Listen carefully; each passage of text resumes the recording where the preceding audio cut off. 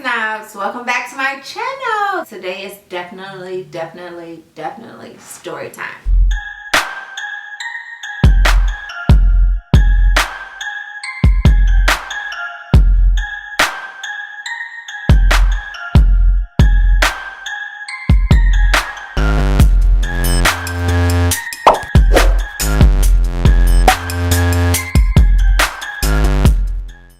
So in the middle of this story time, I have a huge announcement to make. It's a little life-changing a little bit for me. It's a little bit, you're the first people to know. So I decided to tell my subbies first. But first I'm going to tell the story time. So I asked you guys to pause. I gotta say this. If you have not yet subscribed to my channel, please do so now. Okay, so now back to the story time. So I asked you guys to send me in questions and things that you wanted me to talk about, things you wanted me to address. So I have a few questions that I want to answer and address. And I got maybe 600 or 700 DMs when I kept asking, what questions did you guys want me to answer?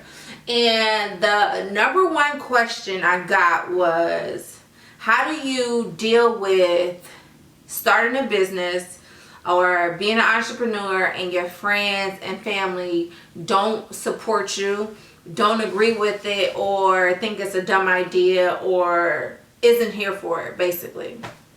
And so people ask me, how did I deal with that, and if that's an issue in my, was that an issue when I first started my business? And so my answer to that question is this. It's I feel like this, I've always lived my life for me. So when I started my business, I've never started my business to prove people wrong. I never started my business to appease anybody, to make anybody else happy. I've always been the girl who lived her life for her.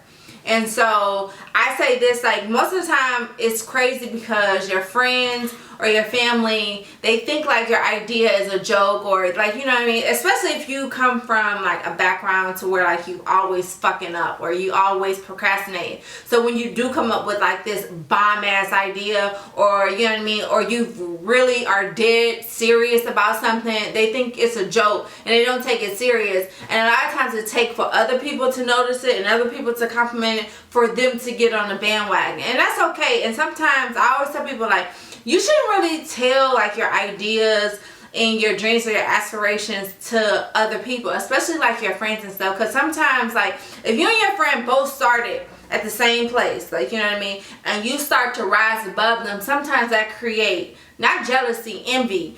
And envy because you might have been backed up against the corner, or you made you know what I mean, move to Atlanta or California with $100, and they know that fear would never allow them to do that. You know what I mean? Some people are afraid of you getting yourself out of a backed out corner. Some people are afraid that, you know what I mean, are afraid or know that they would never take that chance. And since you're taking that chance and you actually might succeed, sometimes that scares people. The number one rule basically is, don't tell your dreams or your goals to other people. It's kind of sometimes you mess up your own blessing, you know what I mean? Because if people don't know what you're doing next, nobody can pray against you. Nobody can make moves against you. Nobody knows what's to come. It's you know what I mean? The element of surprise is still always very, very, very real.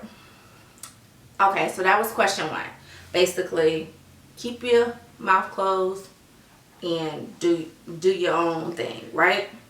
So the second question was, how do you feel about everybody?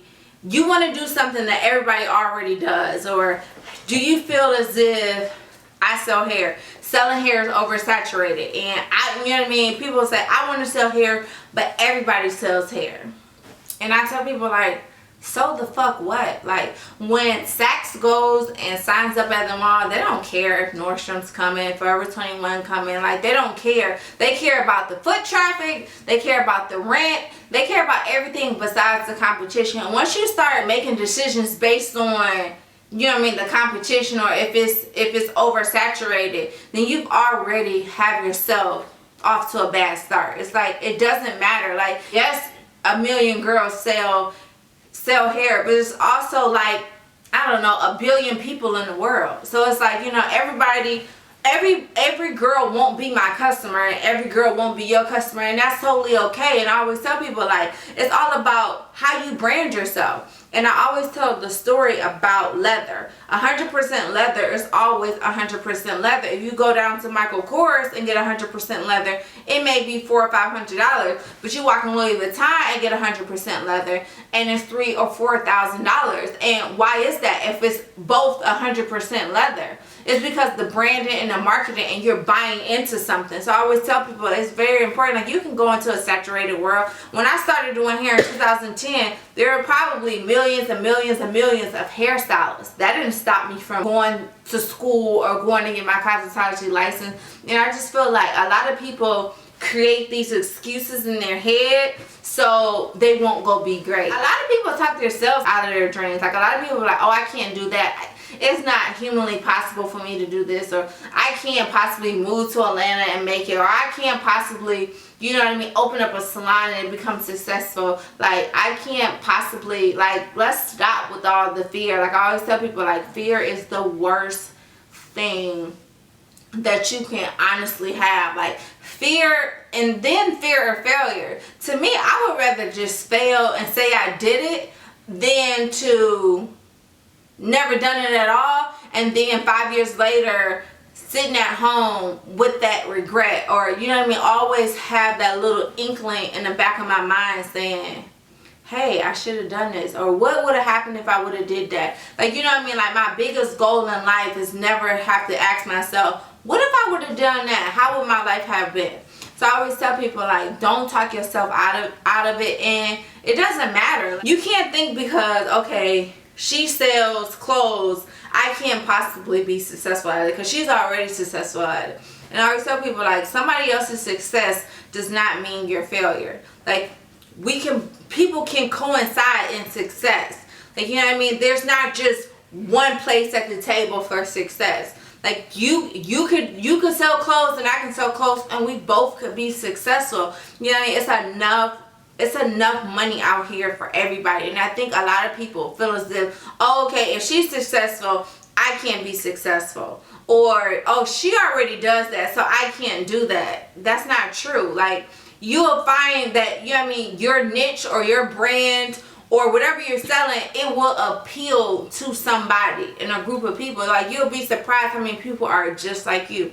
So, like, when I started my brand, I always vowed to be the girl next door. I always vowed to be me, and I always vowed that I knew I could relate to other people. Like, I knew I'm just a normal girl. I'm from the east side of Detroit, and I do hair. Like, I knew I could relate, and I knew it was a million other girls doing hair, but I knew I brought something special to the table, and I honestly and truly believe that.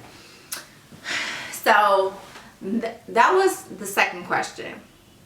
The third question was, who do you hire and when to hire? Because I always tell people, like, my biggest regret of my company, or the biggest mistake I made, was not hiring people soon enough. People were like, why? I was like, because I had the superwoman syndrome. Like, I had the syndrome where I could take my clients, book my clients, pack my hair, order my hair, do my inventory, do customer service, you know what I mean? And what end up happening is like, I mean, it's physically impossible to do all these things at 100%.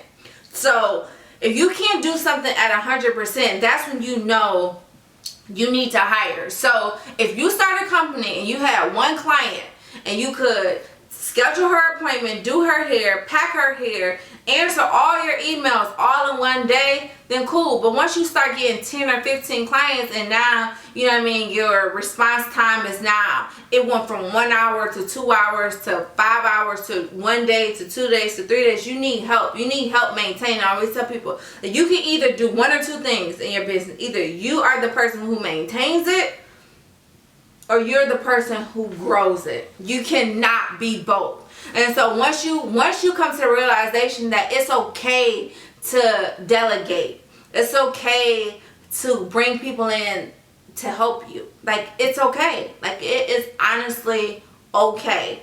And that's like one of the biggest things that I tell people. Like, it's honestly okay. And I always say this, my favorite slogan is just do it. Like, let's stop talking about it. Let's just do it.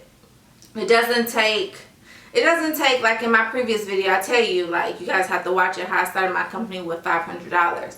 It doesn't take a lot of money to start a company. It takes more dedication and discipline than it does money to start a company.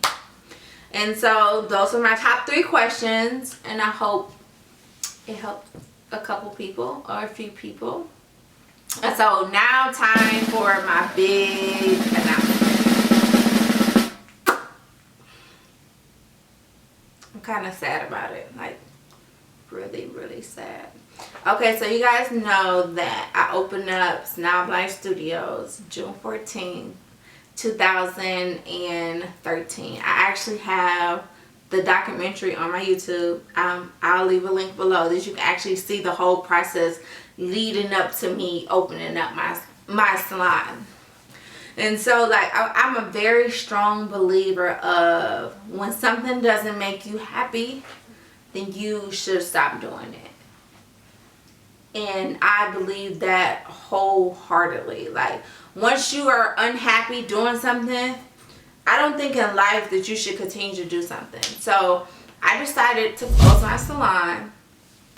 It actually closes in 3 days, April 22nd. I am completely retired from the salon game. I know. I got a drink. I got a drink. I need a big drink because I'm stressed out just thinking about it. So Storytime Studios will actually take its last client April 22nd, and let me tell you why. So going into the salon game, one, I never wanted to own a salon. Okay, like, let me just put that out there. I never wanted to own a salon. I had a dream one day. I woke up and next thing you know, I was salon shopping. I've never been the person that I don't like to be in control of people. Like, I'm the type of person where I just want to be in control of me.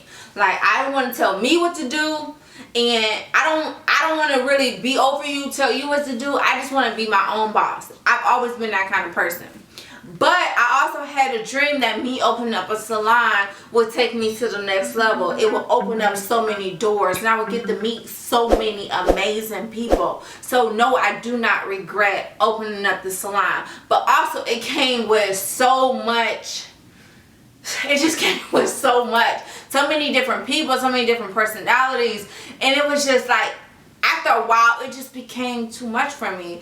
And I found myself not going to my salon. Like, I opened up my content office because I absolutely love to create content. Like, I absolutely love to create commercials and ads and do photo shoots. And, like, I just honestly love being on the creative side. Like, I honestly kind of like fell out of love with it. And I fell out of love with it maybe like 6 months ago.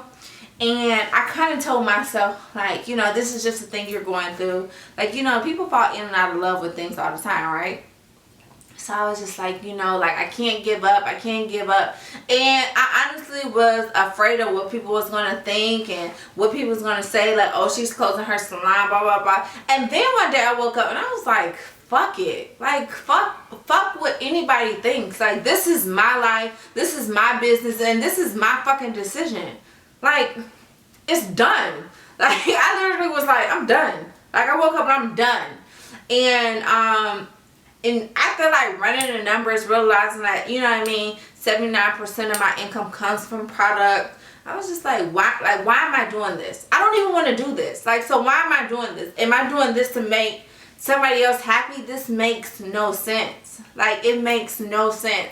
And it's almost like, you know, Snob Life was like, it was like my dream. It was like, I absolutely love walking in there when it was empty. When it was quiet. And like, I poured so much money into that salon. I spent almost $300,000 building out that salon.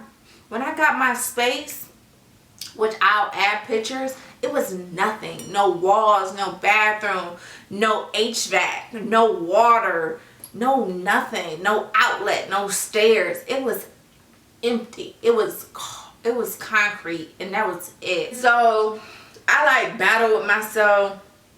I was like, I know I wasn't happy. Like, I knew that. I knew I wasn't happy. And I was like, you know, like, I just woke up one day and was like, bitch, go be happy. Like, you go be happy. Like what you, like, you only got one life. And you have to live it for you. And so I was just like, you know what, bitch, you right. You know, that was me talking to myself. And I was like, I'm done. You know, I called my salon manager. I told her, I said, hey, I want to close the salon. She said, what? That's your baby. I said, yeah, and it's not anymore. Like, I don't want to do it. Like, I don't want to do it. And the crazy part about it is my good friend Joy, the day I told her I was opening up a salon, she told me, don't do it. She said, the greatest story ever told always starts with, I opened up a hair salon. And I say that not to discourage anybody from opening up a hair salon or beauty salon, nail salon. Like, if that's something that you honestly want to do, I honestly wholeheartedly feel as if you should, because at one point, I don't have any regret about it. At one point, it was something that I really, really wanted to do. And it was at one point, it was on my bucket list to do. And now, at one point, it's something that I can honestly and truly say that I crossed off. You know what I mean? And I did it with style, and I did it with fucking grace. And it'll never be another Snob Life. But the good news is that Snob Life is not completely closed. It's just turned it into an amazing hair store. So I will be documenting. That's probably not the right word. I will be documenting the whole entire process of me turning my hair salon into a fully functioning beauty supply store or marketplace. I don't want to call it a beauty supply store. Like, I didn't want to call my salon a salon. I called it a studio. So I'm not going to call it a beauty supply store. It will be called a marketplace. So I'll be transforming my salon into a beauty marketplace. And I want to take you guys on a journey. I hope you guys, for all of my clients that's watching this, that's ever stepped foot inside of Snob Life Studios and got a hair curl, press, a frontal, a closure, installed, straightened, pressed, ponytail, bunned out, curly hair, anything. I just want to say from the bottom of my heart, thank you so much. And we are definitely going down in history.